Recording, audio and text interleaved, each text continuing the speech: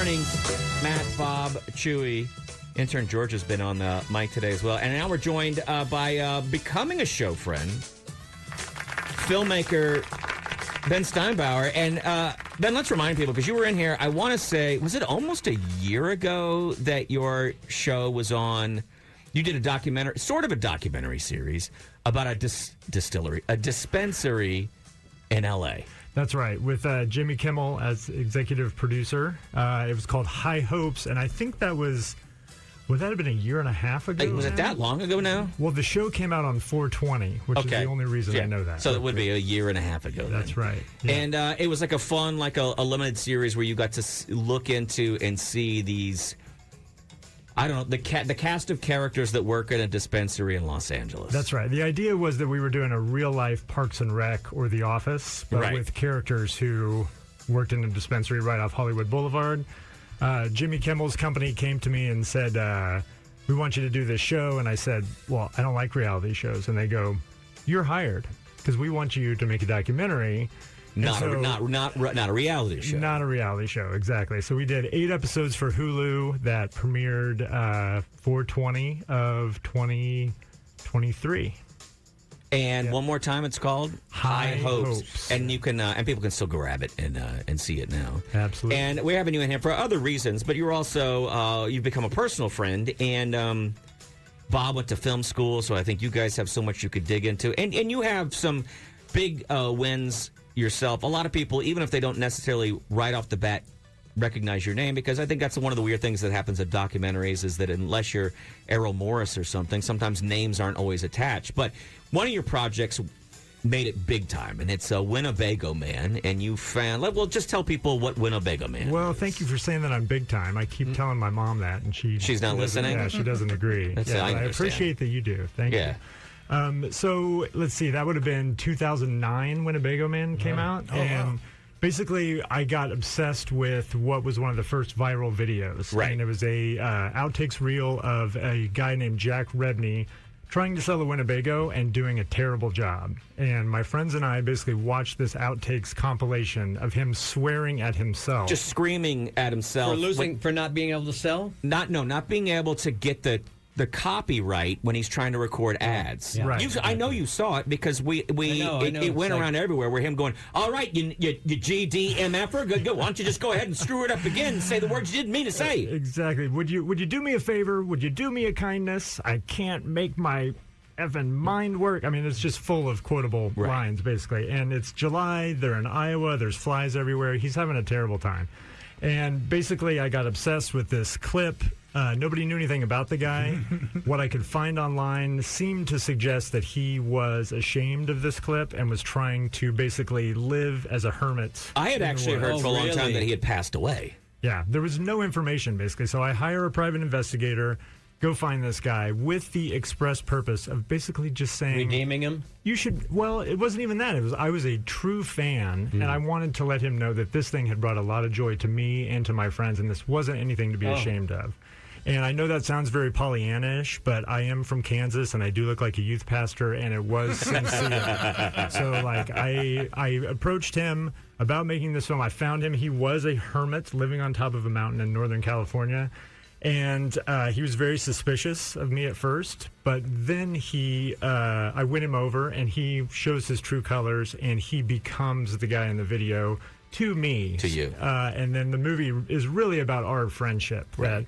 That blossoms and develops, and he realizes that, the audience is laughing with him. Not at him. Exactly. At him. And there's a redemption story there for people. Yeah. And you are impassioned. It's difficult to make documentaries, though. I do think there's a new fan base for documentaries. For a long time, documentaries...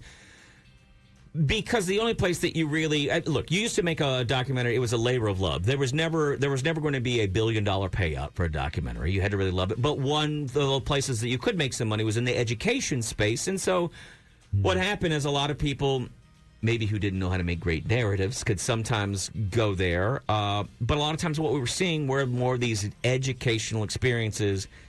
There were a few people that broke through, and then I think everyone kind of opened up their brain a little bit to Ken Burns when the Ken Burns documentaries took off. I think that changed things. But Still, when we talk about pacing, a Ken Burns documentary is not exactly keeping you on the edge of your seats, right? But since then... When does this war end? Here's another zoom in on a photo. But we've now seen so many of these limited series. Well, let's call it, true crime. Tiger its own King and all that. Tiger King, right? And all of those things are blurring the lines between reality television and documentary film. Have you seen the changes, and how do they affect what you do for work? I have seen the changes. That's a big part of why I'm here, is to talk to you about the new project that I'm doing. But I'm curious, to prove your point, who directed Tiger King? Don't know. No idea. Exactly. See, so I like to think of documentary filmmakers. I played football in high school. I was an offensive lineman. Documentary filmmakers are the offensive linemen of the film business. Right. You don't know who they are, but you like their work. And you need them. And you need them. Yeah. That's right. They're very important. They play a very important, specialized role. And so the new project that I'm here to talk to you about is a series that I'm doing with a fellow documentary filmmaker named Keith Maitland, who lives here in Austin. He directed Tower, Dear Mr. Brody, very successful doc Tower filmmaker. was a big deal as well, and Tower was a fun documentary that had a lot of mixed media. There was a lot of animation that was involved in Tower, and it retold the story of the 1969 tower shooting at University of Texas. I think that's true. I don't know if fun is the correct adjective to use about a school shooting documentary. Well, what I will say is that they brought a new take to it that we hadn't seen in a lot of other documentaries that helped them kind of recapture a lot of the storytelling that people were doing. So you weren't just looking at a talking head. Oh, that was like the half animated one? Yeah, okay. I love that one. That was good. Great. It won all the awards. He was, very successful. Keith's a really talented filmmaker. And basically, he and I are friends, have been for many years. We were going on walks about every 2 weeks, talking about the state of the industry, talking about our projects. And at some point, one of us said, should we do a podcast? And the other one said, no, that's a terrible idea. Right. And then about 6 months went by, and then the other one said, maybe we should do a podcast. And we finally just agreed, yes, let's do this. And what we do is we film these walks. We go on walks here around the city, or when we travel, we went to Sundance. We've done some in New York, some in Los Angeles. And basically, we bring on a guest, usually another documentary filmmaker, and we talk about the state of documentary. We talk about their projects, our projects, the importance of nonfiction filmmaking. And by filming it, we put it up on YouTube, on Spotify, and then we also make it audio only as a podcast. And so my theory is that podcasts and TV shows are sort of merging. They are. Everything's sort of coming together into one. Right. Because we do like authenticity. Absolutely. And so the walk is kind of part of the experience, right? So like you guys do a show, we're sitting here in a studio. If we were out walking, we would talk about what we see, what we're, who we bump into, that sort of thing becomes part of the conversation. And the history of the film business, it always starts in a studio. The cameras are like the size of cars. Technology progresses. All of a sudden, you can take cameras out in the world. You can make documentaries. You can make single camera sitcoms or TV shows. And so the technology is such right now that we have these tiny little cameras that shoot 4K, track our faces, record audio great, and then basically we can edit them using these AI software programs, and then have do a weekly show with basically 2 to 3 people. Well, and there's one of the things I want to bring up, too, because I will say to a layperson, when you say we're talking about documentaries, for some people that does sound like Snooze Fest 5000. But I've watched it, and you guys are really good personalities. You're interesting in what you're talking about. And for a lot of people, I've loved documentary film since I was a kid. What was a problem when I was younger, like especially before the internet really took off, is you didn't know where to find them. They certainly were never on HBO or whatever. And you learned that, there were these certain rental places that were kind of underground.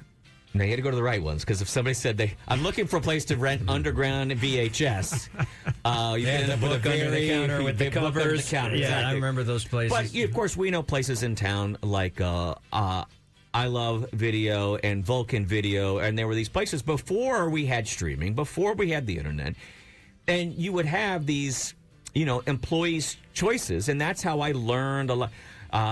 Sherman's March, which was an Ross incredible, McAway. right? Yep. And so, which is fun because I can name these documents, and the actual filmmakers, but there were, Bush's brain. There were all these things and Feed was another documentary that I was really into, which was people running for president, and when they link you to another location, so you go into a studio in Florida for an interview that's going to happen in L.A., but when they're running the feed in the 10 minutes before you go live, that stuff is still stuff that people captured, and it shows the real personalities. So they made this documentary out of these Clinton, Bush, all these other... Or the famous Bill O'Reilly, where we'll do it live. We'll do it live, right. Yeah. So all those things... So those things are great, and I like that you're pushing those. And I do think it's interesting because we were talking earlier today, too, about a lot of stuff that's happening with AI. And then we do feel cheated. Sometimes it's good, but that authenticity, and maybe we're talking about how it's all going to meld together,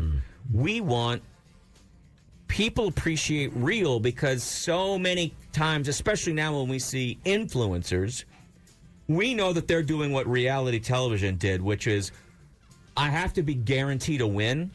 I don't want to just roll tape.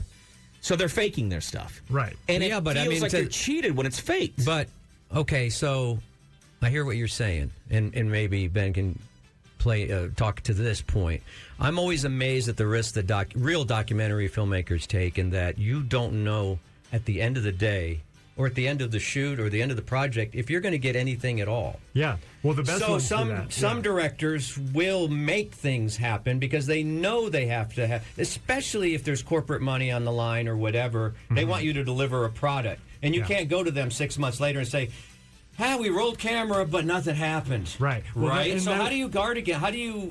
How do you protect yourself against that without stepping away from the camera and going, hey, could we try this? Yeah. Could we try to make this more cinematic or make this more interesting? Because nothing's happening right now. We've been here all day and it's kind of hot. I think it's about the relationship with the funding, right? So, like, if you're making something for a huge network that has a lot of money on the line, they're going to give you a lot of notes and push in a lot of cheesy directions. But if you are doing something that's more self-financed, financed with private money, or just for, like, smaller stations, that's when Sherman's March, for example, the one that we were just talking about, he made it as a grant and then basically lets you in that, like, hey, I just got grant money to make this film. My girlfriend broke up with me. I'm heartbroken and depressed, so I'm just going to start rolling the camera on myself. It's this crazy bet, and you're, like, in the crouch position the whole time because you're watching this plane go down, essentially.